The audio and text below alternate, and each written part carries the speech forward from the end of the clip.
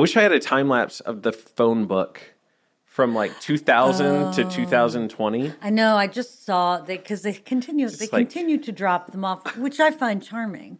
Actually, Just one word. and it's nostalgic, and and literally when we were little, a phone book was actually in use for children. Yeah, That's wild. crazy. I just always thought it was wild that everybody's phone number was just like right there for everybody to have. Yeah, and well, technically, it isn't actually anymore, is it? I don't know what it is now. I guess landlines are, but I mean, unless you. Oh well, yeah, the landlines though. But right? but you can't get anybody's cell phone really. I grew up in New York City, so the phone books in New York City were particularly large.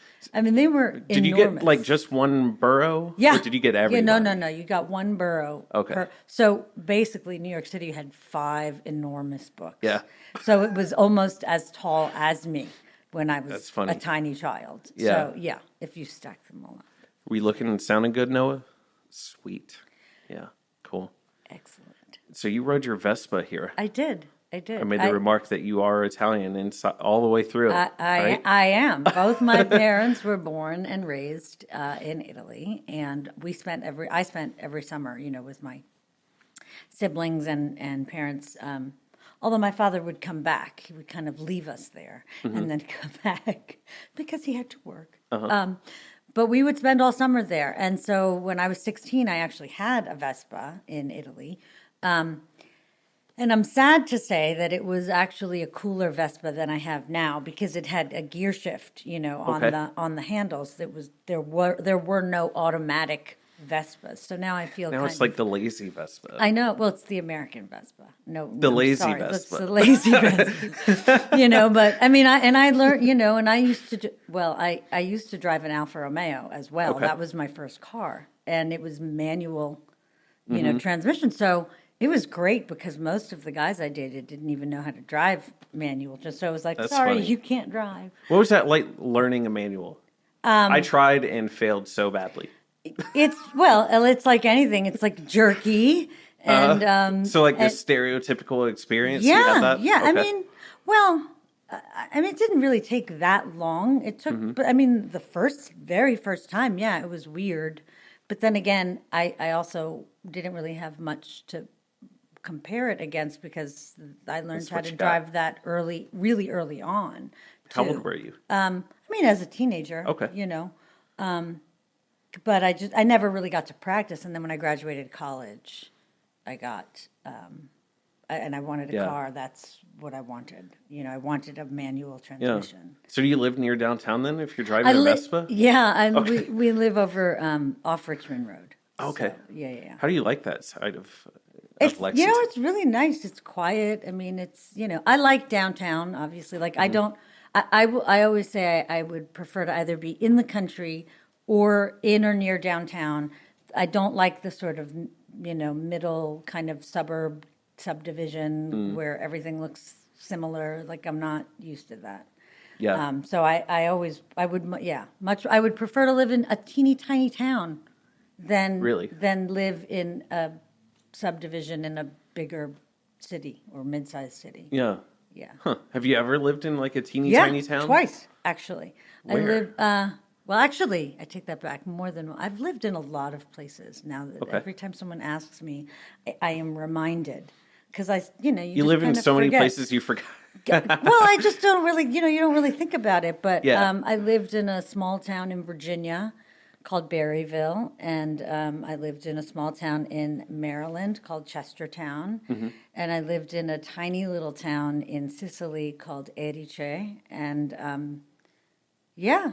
small towns, they're fun actually. I lived outside of Saratoga in So lots of small towns. What's the similarity between a small town here in the States and back in Italy? Everybody knows everybody. Everybody knows who you are, what you're doing, everybody's business, and sometimes that's okay. Do they handle that differently? You know what I mean? Yeah.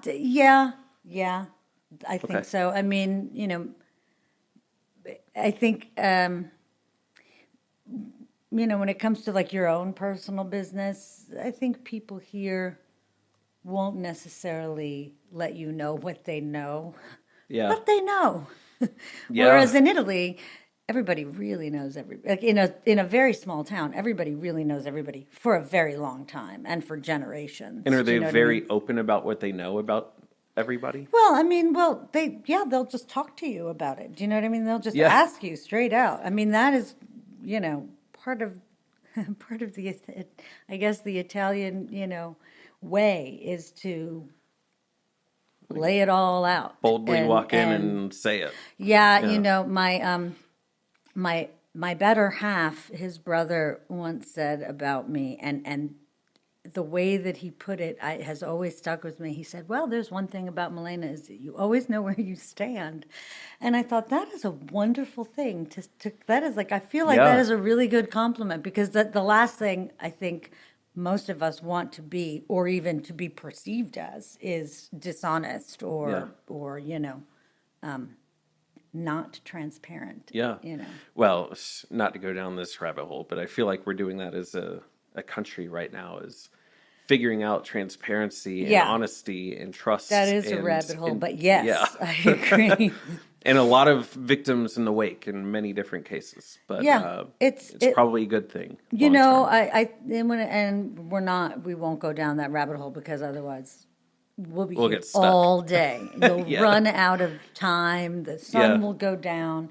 But I will say that I do feel like this is sort of generational growing pain that hasn't happened in a couple of generations. Do you know what I mean? But it also is because things have sped up so much. The world didn't change as much in a generation 100 years ago or even 50 years ago. But now the world changes, exponentially Yeah. every year.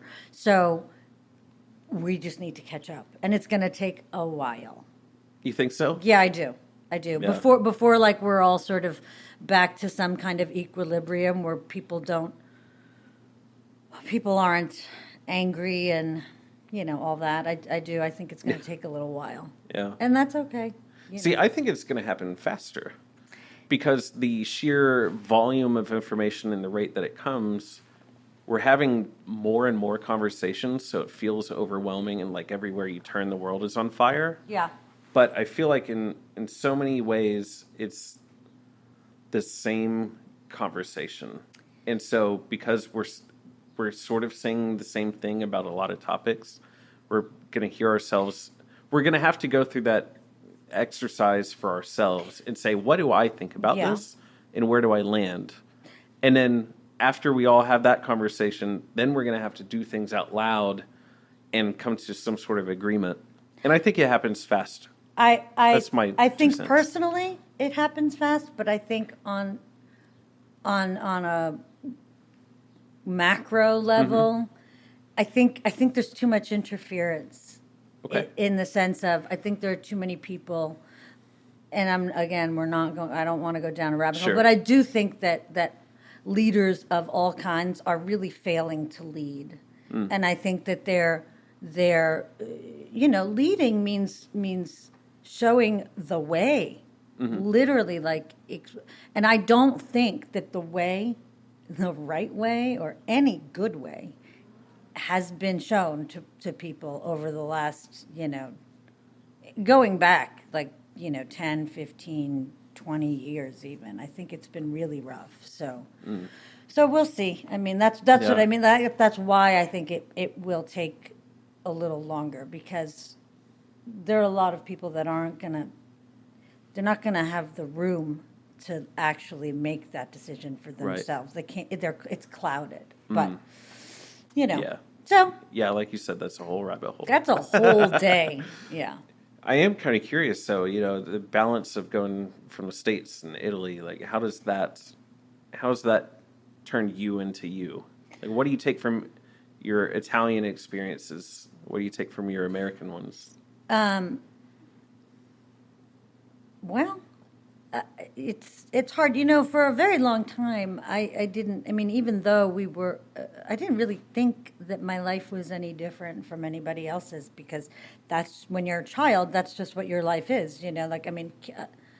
I would actually say, "Oh, can I go to summer camp instead of going to Italy?" And my mother's like, "No, and you'll thank me." And and Do you thank her? yeah, of Okay, all course, right. of course. I mean, See if she was it's right. absolutely, but and maybe growing up in New York too, it's I wasn't. There were lots of children of immigrants. There were lots of different. There was I everybody had different cultural things, so it was very normal, and I didn't really see it as anything other than a very, American life. Having lived in other states, yeah, it's it is different, and like even just silly things like finding Italian products in a supermarket or not finding them. Do you know what I mean? Yeah. Or going to Italian restaurants that aren't really Italian restaurants per se. They're more like Italian American restaurants, which can also be very good in their own right, but it's different. Because growing up in a city that is filled with other Italians makes it seem really normal. Have you ever enjoyed a meal at the Olive Garden? No. No. You've never been, or I've you never never enjoyed been. it? I've never Okay. been. I've never been. That's very different. Okay. Yes, Why? you are right, and I appreciate your distinction. No, I've never been, and honestly, it's really hard for me to, in general, just eat pasta out. I have to really be in the mood, Okay. or be in a really great Italian restaurant, like where the chef is Italian, where it's where I know I'm getting like Quality. really high-end Italian food. Yeah. I just don't enjoy it, and it's also hard, to be quite honest. Going out to dinner is a treat, but sometimes, your average Italian restaurant in the States, you're getting an enormous plate of pasta, which is way too big for one person, and I always feel guilty about it, and it's not an enjoyable experience for me. So more often than not, I make pasta at home.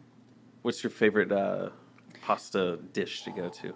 When it's just you. When it's Maybe you're just- not entertaining. okay. Maybe it's not other people. Oh, you mean but like just, at midnight when I get really hungry? Sure. Wait, tell me you're standing there at midnight and you're like rolling Well, I'm pasta not out. making pasta, Okay. but I'll eat it. Okay. At I didn't know what the Yeah. No, how far we're going. No, here. I know how to make pasta. I don't really do it ever. Got it.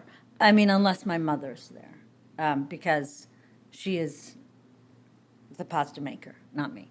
Does she put pressure on you to make it? No. You're like, Mom's coming. I guess I'm doing No, this. no, she doesn't, because she'll just be like, "We'll make it together," and Okay. we have, so that's fun. But like my favorite pasta is probably, that's really tough because it depends on the weather and where I am. If you But had I to right love- now, I what love- are you eating? Right now it's getting to be like warm weather, and and I love vongole. I love spaghetti with Okay. clams. Got it. Yeah, but then I also love puttanesca, which has the anchovies and some capers, and it's really delicious. And red pepper, but then at midnight, if I'm really hungry, I'll just make some spaghetti and or whatever, or penne, or whatever pasta I have handy, and then put some olive oil, some garlic, some crushed red pepper, and some crushed dried basil, and just... See, that sounds so basic, and I feel like It is. And I like that because the ingredients get to stand out for themselves. And it seems like in America, we're like, the more ingredients, the better. Yeah. You Well, just pile it all in. yeah. And yeah. I mean, Like, we don't really appreciate subtlety of, like, it could only be 3 ingredients, and that's okay. that is like but a lot of Italian and pasta is a very southern Italian thing. My family is from Salerno, which is in the Campania region. I lived in Sicily for work after college. I had an internship, but and our town there is also small. It's lovely, small town. But But pasta is traditionally of the South. And the South was traditionally the poorer section of, or poorer half of Italy. It was the agricultural half, Northern Italy had all the industry. So pasta is a simple, inexpensive, dish. So a lot of the dishes and the, sauces and things, the preparations that we have, they're simple and they have few ingredients because people didn't have a lot. Pasta tends to be, a simple thing.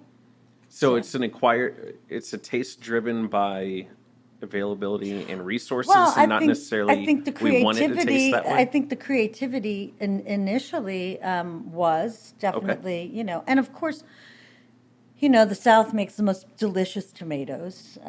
They grow the most delicious tomatoes. So there's that, and the spaghetti pomodoro is a classic mythical thing almost in Italy, right? It's like the go-to, but yeah, I mean, I think it's in part, yeah, there was an availability issue, and what do we have, and Yeah. obviously things have been refined over centuries, but Yeah.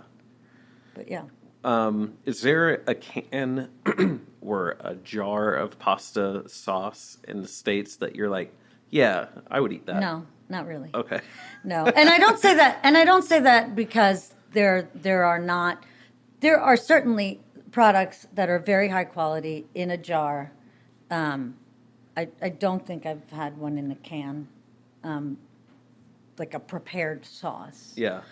There are very high quality products in jars. I just don't really, to me, they really do all taste similar because they have they've all been processed. Well, they're for coming shelf from stability. co-packers, probably all the same co-packers Yeah, in some ways. yeah, some of them, but for me, the flow through line is that they have all been sitting on a shelf for 6 months or more, in a warehouse. They've all been processed. They all taste the same. When you open the jar and you hear the little pop, and then Yeah. you flip over the lid, and there's like that film on that film. It drives me a little bit crazy. Yeah. And I've tasted a lot of jarred sauce because of my midnight pasta emergencies. A You know, ragu emergency. Yeah, so that was kind of why we have always made our own sauces, or I should say I have. I mean, my mother would never. There's no way that my mother would ever buy a jar of sauce. We'd rather just have the olive oil and the garlic and a little red pepper. Yeah. But that's kind of why I wanted to change that, because to me they all taste the same. Yeah. So how did you come up with recipes and things of that nature? Well, Is it all these are all home. These are all the way that I've been cooking for years, that I learned from my parents and my sister and whomever, my relatives and friends over the years. In Italy and here, but people that are from Italy that live here. Yeah. Well, I was going to ask, like, now you're talking about making something for other people to consume that maybe, or, it sounds like what you're talking about is a very discerning person. And so did you make any alterations to the recipes saying like, well, this isn't just for like my family, but it's for other? No. Okay. No, not really. No. And honestly, everything that we make is really simple. I mean, so it might be for somebody that's discerning, but only in the sense that, but not in the sense that it's, what's the word? Unapproachable, that yeah, kind of thing? yeah, exactly. It's not at all. It's in fact probably more approachable. I think our pomodoro sauce has 5 ingredients. Like that's it, and it is made and then frozen, and that's it. I mean, it literally tastes like it was just cooked because it was. Well, and there's like this movement right now. It seems like when we hear the word frozen, that like, oh, well, that can't be good. So talk a little about like that frozen aspect with the product and why that's a benefit? Well, because it's not processed, and that is the main thing. Because it doesn't have any preservatives in it. For shelf stability, it hasn't gone through that heating up and cooling down process that for shelf stability. So it is as fresh as it can get. I mean, there's really that's kind of it. And when I thought about doing this and had decided that frozen was the only way that I would want to do it, I came upon the second sort of obstacle, which was, well, I also don't want to waste food. So, and inevitably, unless you're cooking for a family, a full big table of people every night, you're not going to finish an entire jar or package. You're going to end up with that jar in the fridge that is very unapproachable after a few days. So, and then you're going to throw it out. Like 40% of food in this country is wasted. So, so the idea was, okay, well, we're going to freeze this sauce, but I don't want to freeze it in a big container that needs to fully be defrosted. So that's when we decided to do it in pucks, as the industry term is, pucks. Cubes, totally makes hemispheres, balls, whatever people want to call them. I don't care what people call them. Technically, they're pucks, but they're basically depending on the sauce. Right now, they're 1 to 2 ounces each, and then you just take out what you need. And again, like it makes it so that every serving tastes really just the same.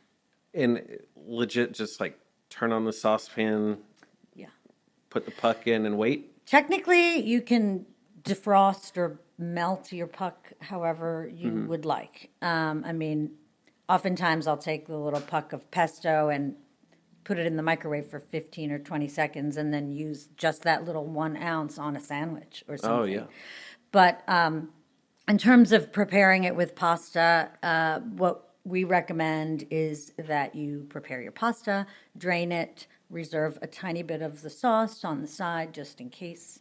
You put the pasta. The pasta water? The pasta water. Did I you say said sauce? Sorry, I meant the I know what pasta you meant. water. And then you return your pasta to the pot and you add in however many pucks you need/want and just slowly turn it over low heat. I tell people to generally take their pasta out like a minute early because it will continue to cook a little. Got it. While the sauce melts. But again, you can melt the sauce separately while the pasta cooks in a pan and just What's like the right proportion of sauce, by the way? Because I feel like sometimes you go places and it's like barely anything. Well, other places you can't even find the noodles. Yeah, technically, the sort of general standard has been 4 ounces of a tomato-based sauce. Okay. So 2 pucks. So, well, each of our pucks is 1.5 ounces right now. We're actually going to tweak things a little bit down the road as we evolve. But right now, the Pomodoro pucks are 1.5 ounces. So we say 2 to 3 because some people like more and some people like less. So 2 to 3 ounces or 2 to 3 pucks per individual, let's say 3 to 4 ounces of dried pasta. And obviously shipping, if you're going to do that, costs a little bit. It costs because it's got to go in a refrigerated truck. No, it has to. No. Or are you putting it in a box? We ship with dry ice. Okay. Which is also costly because the shipping, the weight, the ice itself, the packaging, the installation.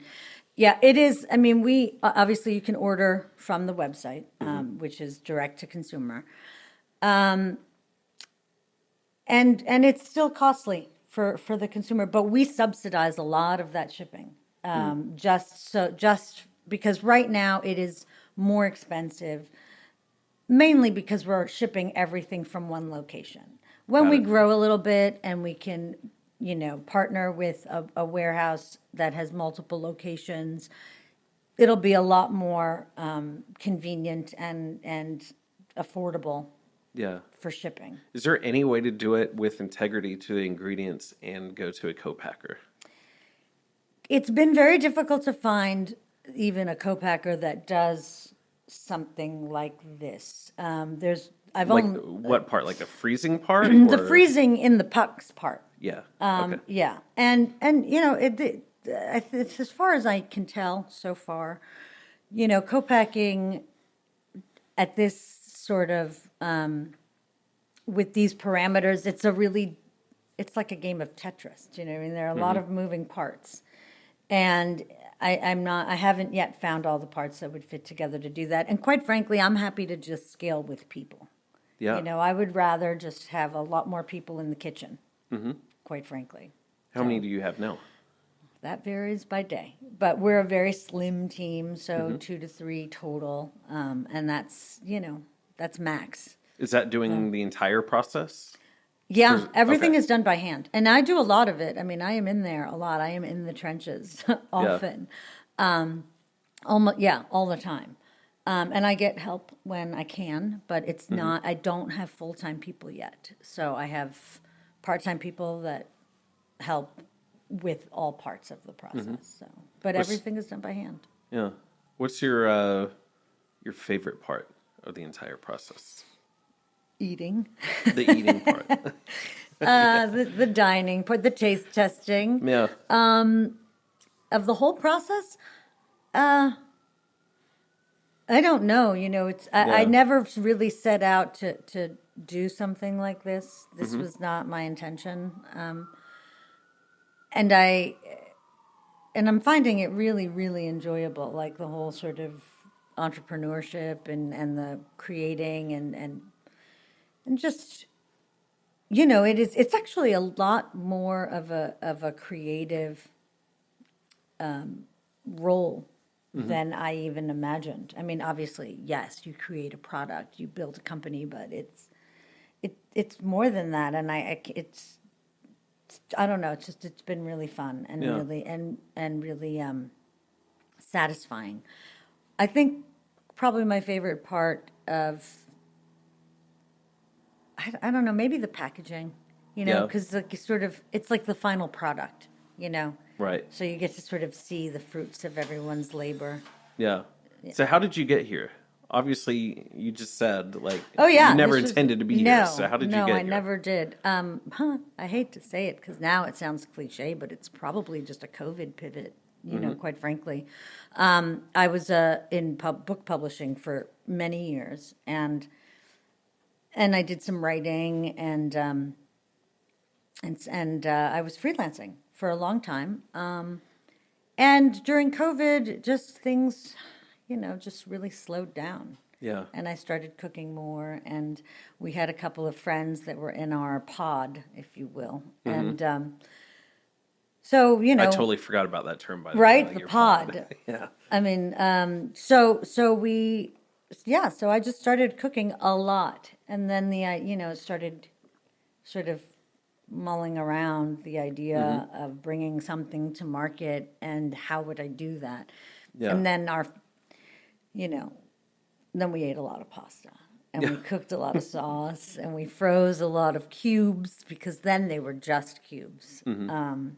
This was before they became official pucks. Yeah. Just cubes.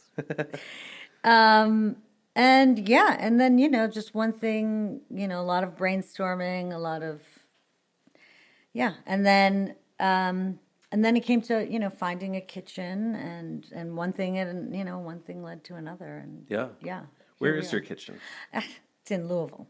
Okay. Yeah. I work out of a commercial kitchen in Louisville. It's called Chef Space. It's a great facility. There are lots of other people there. There are food trucks and caterers and private chefs and other CPG products. And it's just That's really, cool. really, I mean, I don't relish driving 80 miles. I will admit. It is kind of the Do you do it every day? I do it at least 3 days Got a it. week, closer to 4 or 5. So, Just get an apartment and come back on believe Saturdays. me, I have thought about it. But I think I'd man. miss our dog too much. Yeah. What kind of dog do you Oh, have? she's a pit bull. Okay. Yeah, she's just That's- she's a huge, gigantic white muscle of joy. Yeah. That's Sounds like she's very sweet. she's very sweet. Yeah.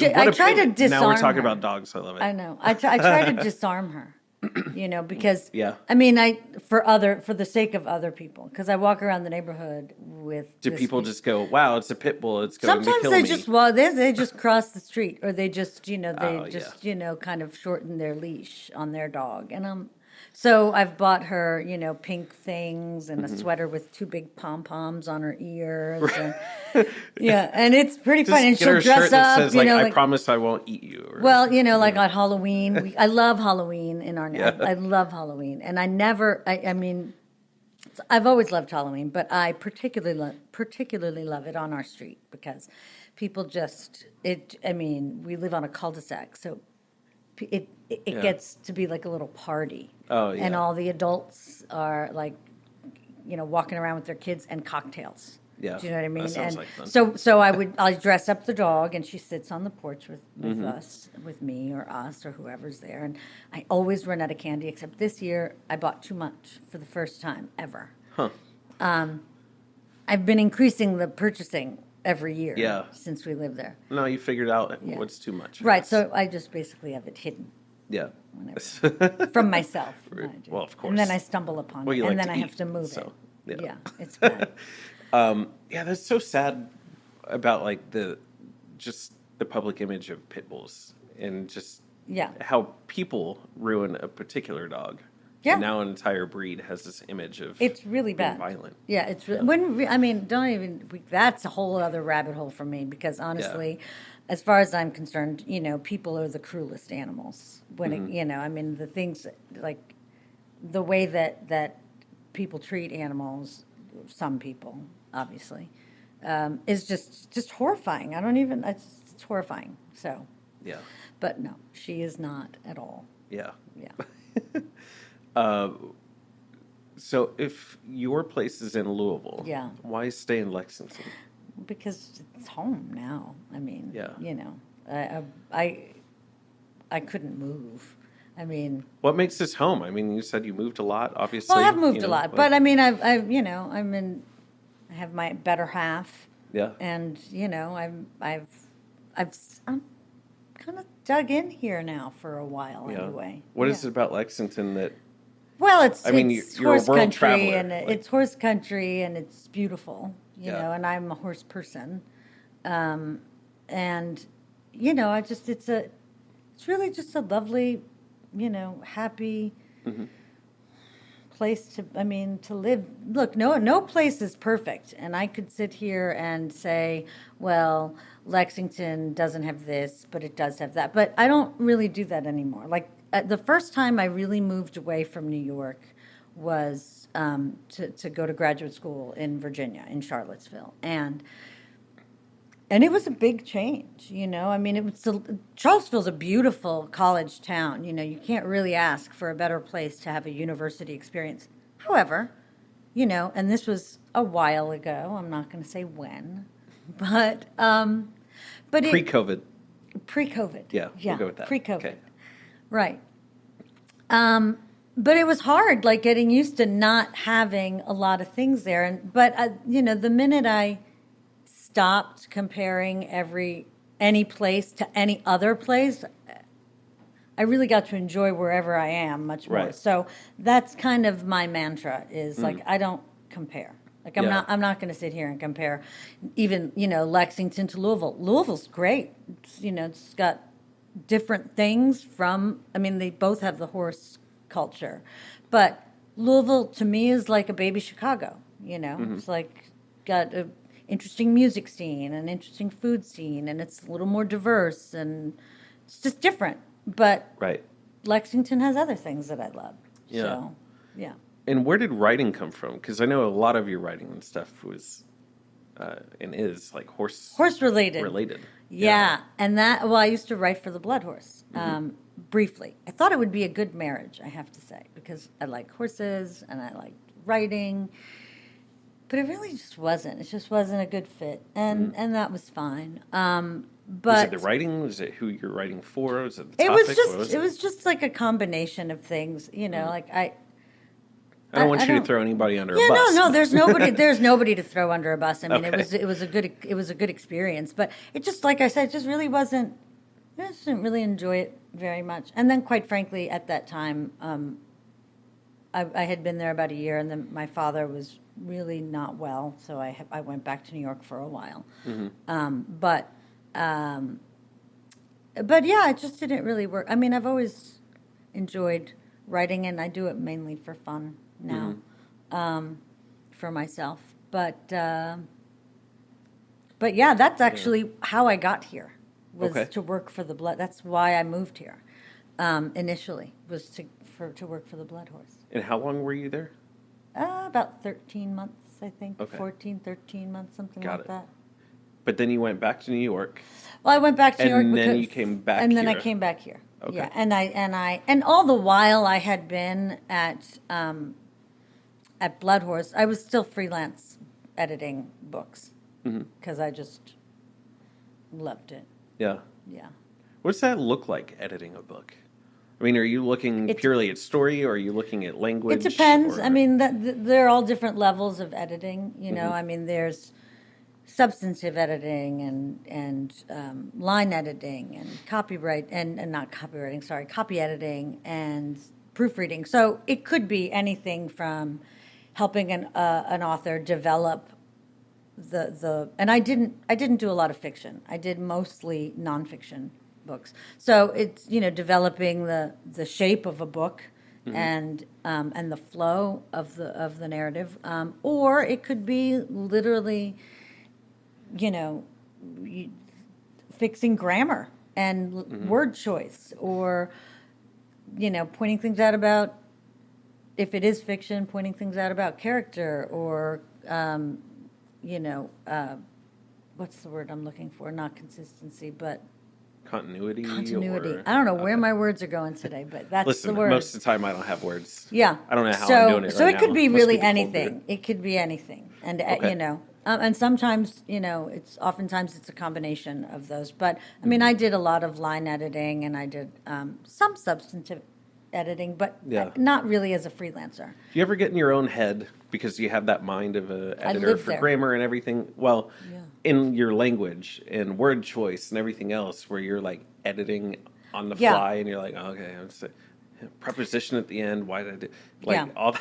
It's really, honestly, I and I don't know if I was an editor for, if I do this because I was an editor for so long, or if I was an editor for so long because this is innately who I am. But I mean, I am the person that edits, like, that makes corrections in books as I'm reading them.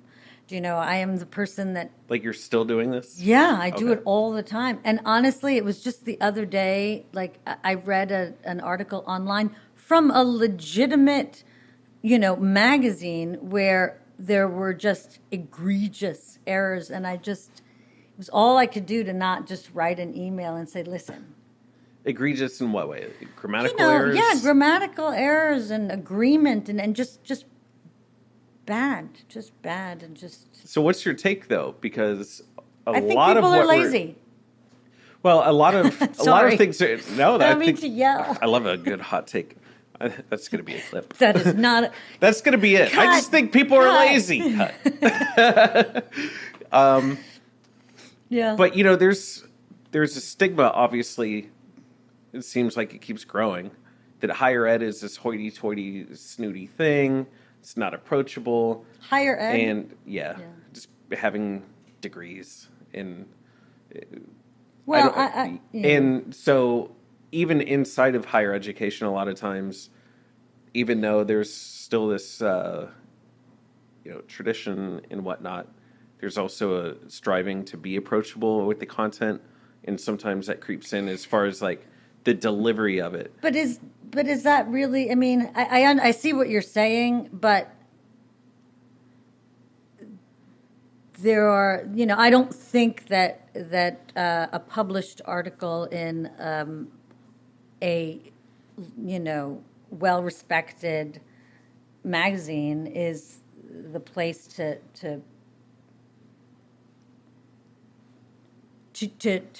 oh God, I don't want to Like bring it down, basically. yeah, basically. I mean, Lowest what common is the denominator? point? What is Yeah. the point? Then who, I mean, and I don't even want to say lowest common denominator. I don't mean to that's not what I mean. I mean, people have jobs and in fields and therefore expertise in fields, you know. What is the point of, hiring people with expertise and experience if we're just going to let it fly the way it came out of someone's mouth? Do you know what I mean? Like that's just not. As a writer, you mean? Or yeah, I mean, anybody? like when you're saying, you want to make something more approachable. Well, I don't see what is unapproachable about the English language. Do you know what I mean? I'm not suggesting they use bigger words. I'm just, Yeah. My wife is a school teacher, and I ask her all the time, and I still can't wrap my mind around some of the things around language where, especially with elementary school kids, you're teaching them grammar. You're teaching them all this stuff. And pronunciation of words and sounds. But at the same time, we have accents, we have dialects, we have all these variations of this. Right. How do these, I can't understand how they coexist. Because I thought, in my mind, this letter had a couple variations of sounds that are accepted as the right way to speak the language. But then we have dialects and we have ways to pronounce things in Eastern Kentucky versus Western Kentucky versus New York. And how do you teach rules that are hard and fast rules with the flexibility of all of that? Well, but there's a standard. I mean, that's the standard of the English language. Do you know what I mean? Dialects are really more about colloquialisms and phrases and local terms and things. Accents are just accents. They don't really affect the language. But, I mean, what is the point of having teachers then? If everybody could just learn from wherever they live, just walk down the street and learn English or learn whatever. I mean, I don't mean to sound glib, but no, I can't fathom just getting rid of a standard or you can't, I'm going down a rabbit hole. No, I love it. I mean, these are things I talk about and think about all the time. I think yeah. Noah and I have talked about a bunch of these kind of things because they matter. At the end of the day, they do matter. Like, why do we do what we're doing? Well, you mean with anything? It's like, why? Yeah. I mean, if a school is going to come down and say, okay, we're a public school. Yeah. We have to play in the middle. Because, the nature of being public tax dollars. Sure. We have to come to an agreement of what we're going to teach, what we're not going to teach, how we're going to teach it, all that kind of stuff, the boundaries, right? So, take our same example. It's like, how do you teach these vowel sounds and stuff in a place that does not pronounce those words with those vowel sounds? Well, and then how do you say that's you're not going to, well, of course, I mean, look, you're not going to. I know we're going down a super rabbit hole. You're not going to try and take away someone's someone's accents, but that doesn't mean, first of all, that, that doesn't mean that, I'm sure I pronounce things differently than perhaps I should a lot of the time. I'm sure I have there are some words that I don't have perfect English. And what is should, right? What I'm saying is what is should in terms of like the standard English language. But then again, does that mean that because I have an accent, I shouldn't be taught proper English? Yeah. Is that what that we're saying? Because that sounds silly. Because I come from a place with like a thick Boston accent or a thick Southern accent that they should just teach me to talk like. I know what you're saying, but that doesn't make any sense either. Yeah. Okay. Then we may as well just be 50 different countries where everybody can just teach English however they want. Right? Yeah. I mean, I don't think there's necessarily Yeah. an answer, and No, I'm no, not I looking know. for one, but I'm just putting it out there too. that's my that- feeling. Well, But I also have other issues with if we're going to go like dip our toe into why not? education. I have issues where the U.S. history is taught differently in one state versus another. Mm-hmm. Why do we have different U.S. history textbooks? That I don't understand. You can Yeah. teach Kentucky history and New York history however you want to teach it in Kentucky and in New York. But when it comes to the United States of America, unless we have different passports, I don't really understand why we're learning different things well, the things that or would make teaching sense, different things. things that would make sense to me would be, I grew up in South Carolina, Okay. so an hour and 15 minutes from the start of the Civil War in Yep. Fort Sumter. So it wasn't a textbook we needed to read, even though we did. We'd go to the place Sure. and see it, you know. Right. So living in the South, literally, I mean, Fort Jackson, the country's largest military training facility, is 2 miles down the street. I mean, Sherman burned the state house. Like, these are all things that you could see and touch and talk about. And it's not like, Right. random and here's me not knowing words. Abstract. There's the word I'm looking for. And so the textbook there makes sense to me to be a little bit more, if you're going to talk about the 1800s, to focus maybe on the Southeast region and what does that look like, because we're there, and that's a little bit, that experience of living there and everything is more tangible than us talking about what was the Civil War like in Idaho. Well- So like that makes sense. But if the facts inside are just like completely different, then that's where I have a problem. But don't you think know? it's also important to a degree for people in South Carolina to understand something about the history of Idaho and vice versa? Because Sure. then maybe we could understand each other a little better, Yeah. right? I mean, that's my feeling. Yeah. I mean, and yes, obviously, like that is such a bonus, right? To have access firsthand to those historical sites. Yeah, of course. And that's amazing. And it's unfortunate that, kids growing up and learning about these things can't all at some point go see that, but clearly that's impossible. But I do think that, yeah, if once, people are omitting things, and some places are learning some things and some places are learning other things, or reading some books and not reading other books, Yeah. Rabbit hole. So I think Bunny it's- alert. We should call it bunny alert. So so I know I've said this on a few different episodes where education right now is such under like a microscope and a threat in a lot of ways. Mm-hmm. And, we see different things happening, whether it's like violence in the south side of Chicago or what have you. And like, what is the role of education and all of that? And, I think it's like one big melting pot of like situations that kind of all feed off of each other. So that's how I'm trying to tee this up, and hopefully it makes sense. Yeah. But like, in my mind, school gets a bad rap right now because it is so hell-bent because of data, because everybody looking at scholastic Right. crap that means nothing to anybody. Right. And No Child Left Behind started that junk. Yes. But like this obsession with data and getting more and more data for the worst schools is the worst problem.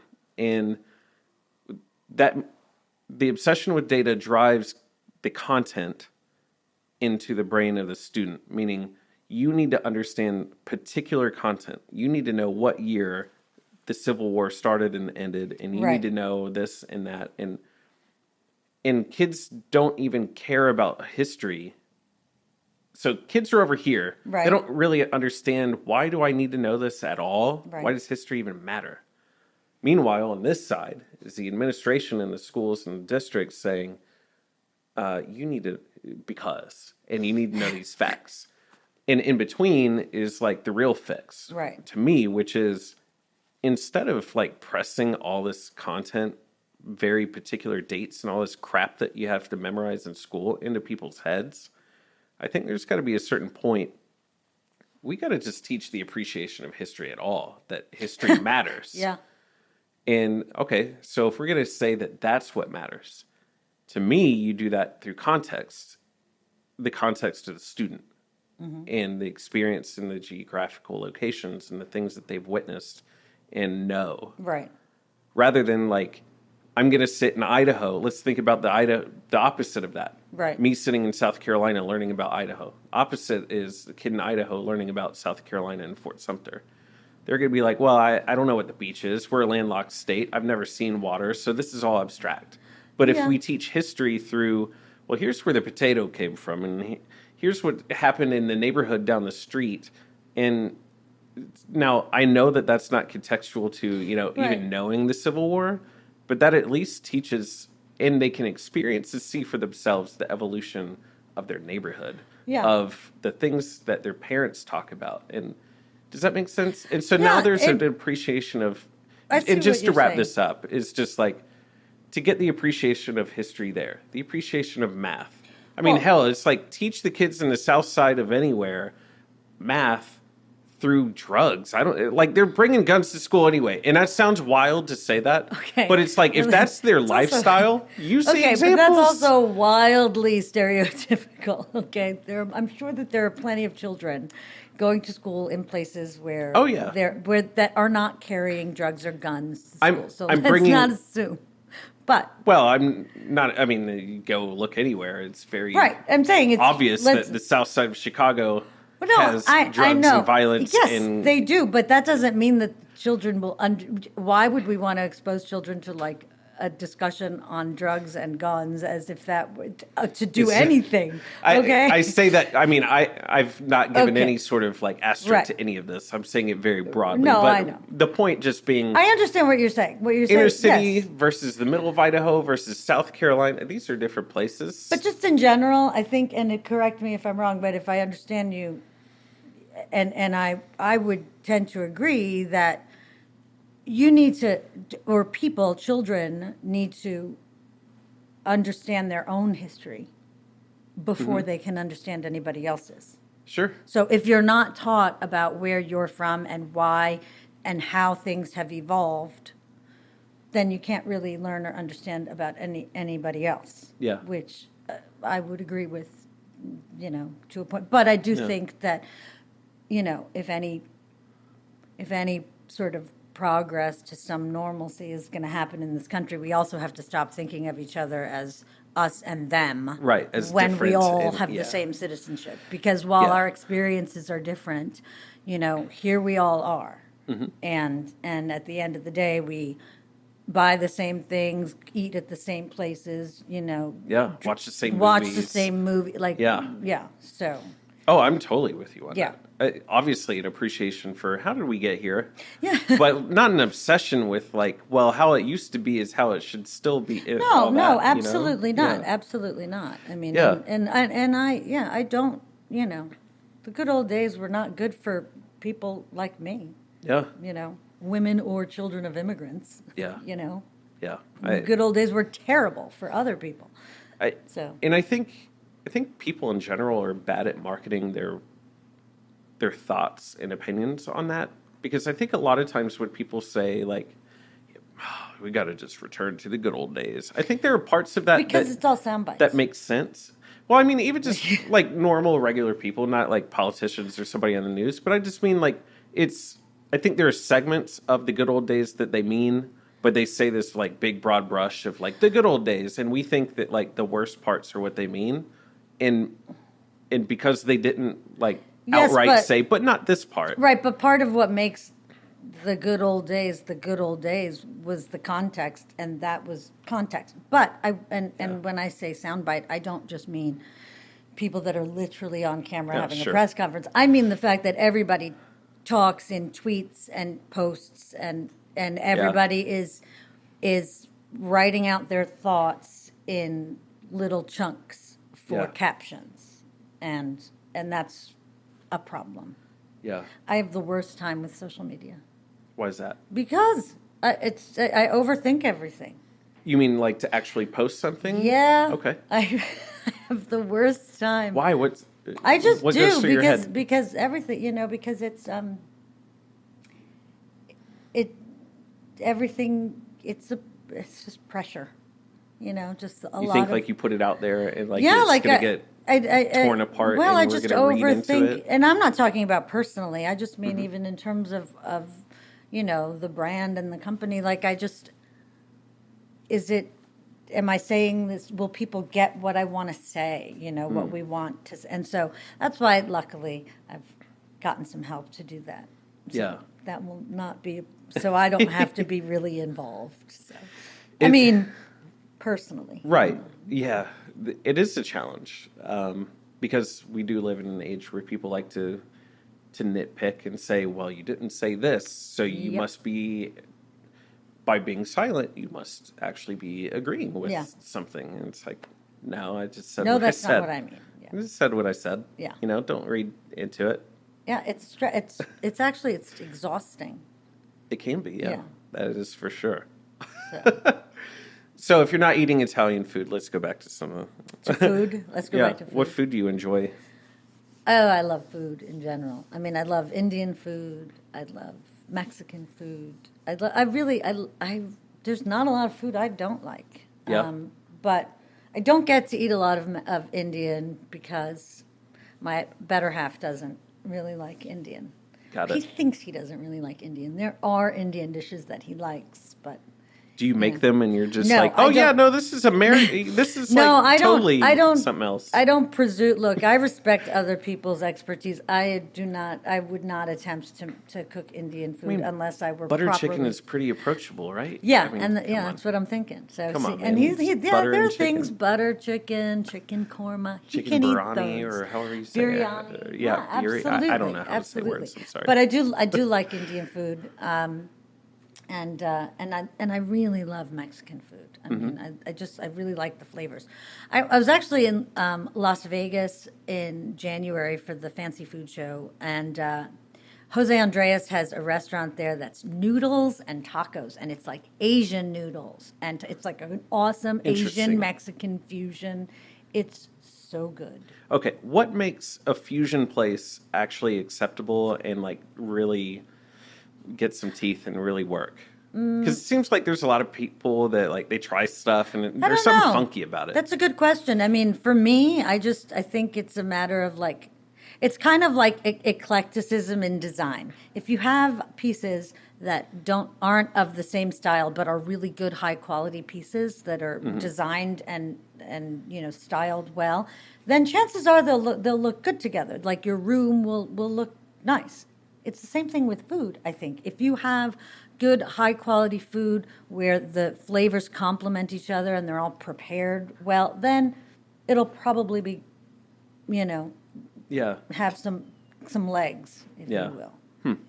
Where do you get pasta and stuff from? Is that a thing we could talk about? Or Where you do I like to- buy pasta? Yeah. I mean, You said you don't always make pasta. So. no, I don't make pasta. I never make pasta. I mean that there are some good brands like in the supermarket. I mean, the Checo is a really good brand, but other like Whole Foods has some good and Fresh Market they both have some good, especially good gluten-free. And I am not gluten-free, but sometimes I just like to mix it up. They have some really good gluten-free pastas made by a company called Jovial. If anybody is looking for gluten-free pasta, Jovial or Ancient Harvest, I think, both really good. Yeah. They don't even taste gluten-free, whatever that means. My point is they taste Yeah. like regular pasta. But honestly, if you're looking for good pasta, I think a good rule of thumb is made in Italy and bronze cut. Because bronze cut is the machine. There's Okay. a particular type of machine that they use to make the pasta, and they have bronze dyes. And it just, yeah. And, just look for, I hate to say it, but oftentimes, like higher end stores carry higher end brands. It's true. And Yeah. they're sort of higher sometimes. But I have yet to go to Jungle Gyms in Cincinnati. I still haven't been up but there. And it's on my list. I'm actually going to try and go tomorrow because I'm going Okay. I'm going to a Reds Mets game. Oh, that'll be fun. Yeah. So I'm going to try and swing by Jungle Gyms. Yeah. I hear And- the like seafood is pretty wild up Well, there but too. apparently they're like a huge international food market. So hopefully, I see we're getting a Yeah, I scent have never. Yeah. from Noah. So Have you been there? Okay. Yeah, Lance has been there. Lance lives in the Newport area, so he's there all the time. Really? Okay. I got to really get up there. but yeah, there are a couple of brands I really like too, and there's a oh God, what is it called? Faella, I think, Faella, and Setaro, Setaro, are both really nice Italian brands too. They're not so easy to find. You'll have to probably look online. But there are a lot of, you go online and do a good search, or honestly, go to. I don't want to like pitch anybody, but on and anybody else, Whole Foods and Fresh Market. Thank you, but or you're welcome. But yeah, I mean, just do a search, and you'll be able to find some like good imported pastas. Yeah. Yeah, but that's kind of the key. I mean, Well, that's a good baseline. Made in Italy. Yeah. It's a good start. Good to know. Yeah. So how do you feel about this whole entrepreneurial thing? You said like you're really starting to enjoy it. Well, it's a really interesting journey. Somebody once said being an entrepreneur is like jumping out of a plane and building the parachute on the way down. And That's about right. is actually really kind of spot on. I do feel like I'm learning a lot as I go. And I, this is a totally bootstrapped business, and part of the reason for that is also that I really enjoy learning. I mean, I went to school for a long time. I really liked school. Yeah. So for me, part of the whole journey is to sort of learn what I need to do, or learn what needs to be done, and learn how to do it, or learn as much about it as I can before I ask someone else for help, or to before I hire somebody or seek advice, because I need to understand what I'm asking for. Do you know what I mean? And I can't just put out. But how do you know what good is if you don't have any sort of mastery, any level of understanding? Right. Of what it I mean, is, so right? that's why I take a lot of time and try and learn as much as I can about, each particular sort of segment of the business, which is why we're inching along. Which is good. I like it.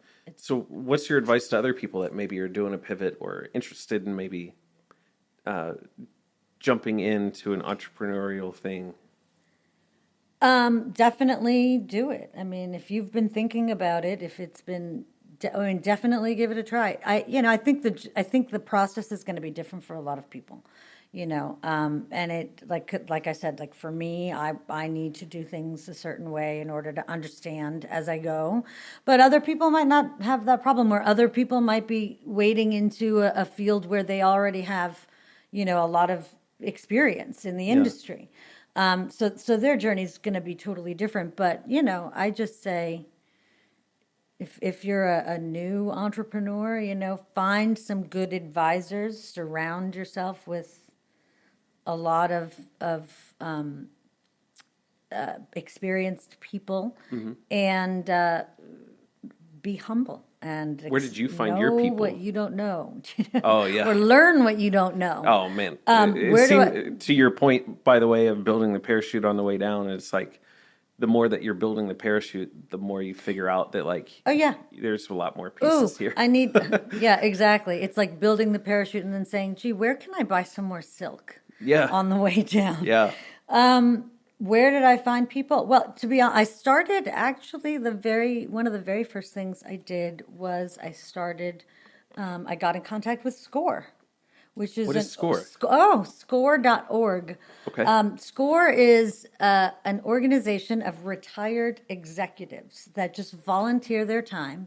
They're all over the country. There are chapters all over the country, and there are people in all different fields, and they're happy to advise you on a business idea or whatever. And they're like, they can act as mentors, advisors, whatnot. It's a great organization. I need to check this and out. Then, and then I obviously had some brainstorming with friends and family, and then sort of, did a lot. I mean, in terms of product, we did a lot of testing. I did a lot of testing with people.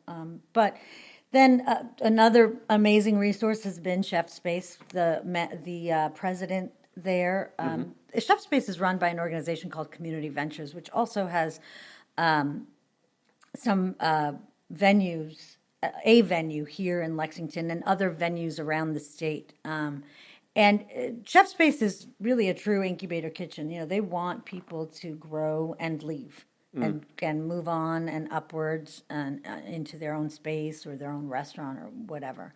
And they are really helpful. They actually had a series, like an entrepreneur series for people that wanted to start food businesses. And that is part of the reason why I started going there to begin with, because I couldn't find an available kitchen here in Lexington, and I found them.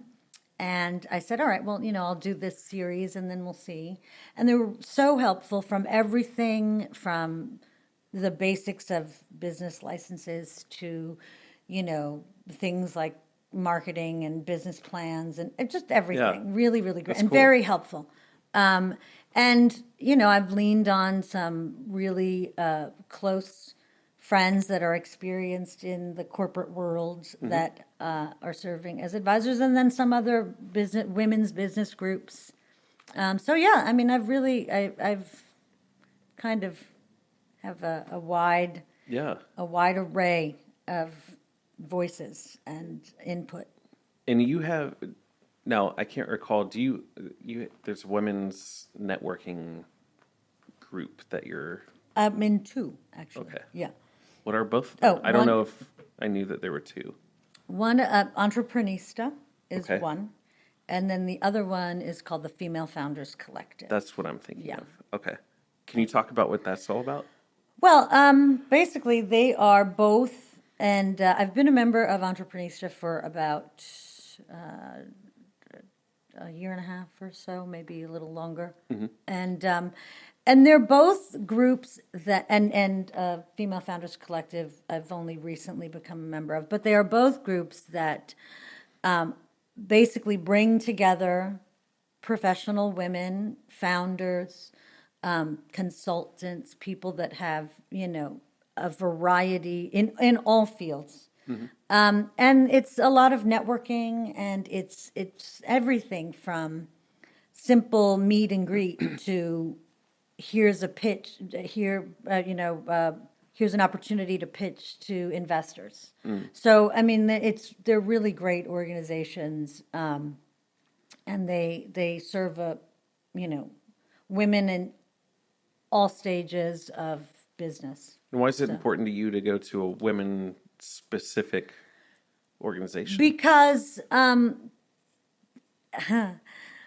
women are really, particularly in the founder sphere, underrepresented. And I am not, at this moment, I am not at all thinking about, getting investors and funding for our company. That's not on the agenda at the moment. But historically, of all venture capital money, only about 2% goes to female founded companies. So, I mean, I don't know why we would, I don't know why we wouldn't try and help each other. Yeah. In that case. And I'll admit that I went on a little bit of a, failed startup TV docuseries binge. Okay. Which is really educational too. Mainly in the fact Learn what not to do. Well, learning what not to do, learning who not to be like. But I mean, it's What not really series? relevant. Oh God, there was We Crashed, which was the WeWork series. I don't think I saw That's this. not- Okay. It was really good. Is this on Netflix or something? It's on Hulu, I think. Okay. And then there was also The Dropout of Elizabeth Holmes, who, by the way, should be in jail already. But that's a whole other story. Okay. Bunny alert. Yeah. And then there was Super Pumped, which was about Uber. And, there was another one, but I can't think of it at the moment. But, yeah, I mean, just. Is there's probably a lot of learning of what to do, and then like the tweak of like, oh, that's where it went wrong. Well, I mean, there are a lot. Honestly, what I find really curious is that and Uber obviously is a super successful company. They have not failed. Yeah. But they did have, issues with the founder, and he was replaced as, the sort of head. But I think what's really curious is that they're really, quite frankly, character driven, if you will. I think those Yeah. failures, but it always just does amaze me at the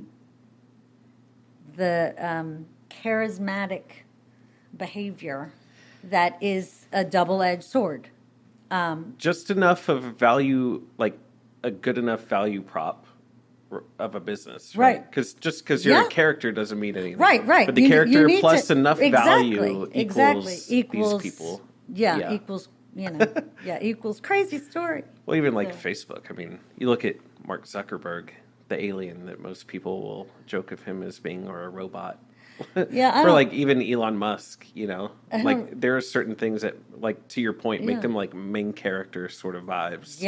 Yeah, they're definitely. Well, I mean, and there's absolutely. I mean, it's charismatic people. Charisma is in itself a double-edged sword. Someone calls you charismatic, I'd really want to know exactly the context they're talking about. Yeah. Well, look, what's his name? Sam Bankman-Fried. Oh, like that whole that's thing. Gonna How be in the world? For do you get sure, these that's going to dudes be a new docuseries. We'll have to stay posted. They're that probably one. filming it right now. Yeah. As it's happening. Yeah. Well, listen. I could go on forever. I know. Because it sounds like we got a lot of rabbit holes we could go down, which would be a lot of fun. Maybe we'll we have should to do just it over have pasta. a podcast called Rabbit Hole. Yeah. Oh, I wonder if that exists. I've never looked it up. Okay, well, if it doesn't, I bet it does. I'm in. All right, sounds good. We'll do it together. You know what? I need another podcast. Because, I don't have enough. Well, we can talk about that. It would be fun. But we can talk about a rabbit hole over pasta. Yeah. So, in wrapping up, where can we learn more about you, the business, all the things? Our website is EATBIS, Eat Bis, and bis, by the way, BIS in Italian, which I never got to tell you. Oh, yeah, we should talk about this. It means seconds, as in to have seconds. Fare il bis means to have seconds, and that's what we want. We want you to like it so much that you have seconds. And so, we're there, and you can go to get our social links from there. Mm-hmm. And you can find us in, let's see. Currently, we are in 13 locations of 9 different stores over 5 states. And we can find all that on the website, and too, you can I'm find sure. all that on the website. Awesome. Yeah, and and if, anybody out there, if you're curious, if you have questions, love to hear from you. Please send a note. And also, if there's a store that is in need of some frozen Italian sauce, please let us know, because we'd love to be in your neighborhood. Sounds awesome. Yeah, that would be fun. Cool. I appreciate it. Thanks so much. Yeah, for sure. We'll definitely get some We stuff gotta cooking make next use time. out of that. Yeah, we out of the should certainly kitchen. do that. All right. But thank you very much. Thank you so much.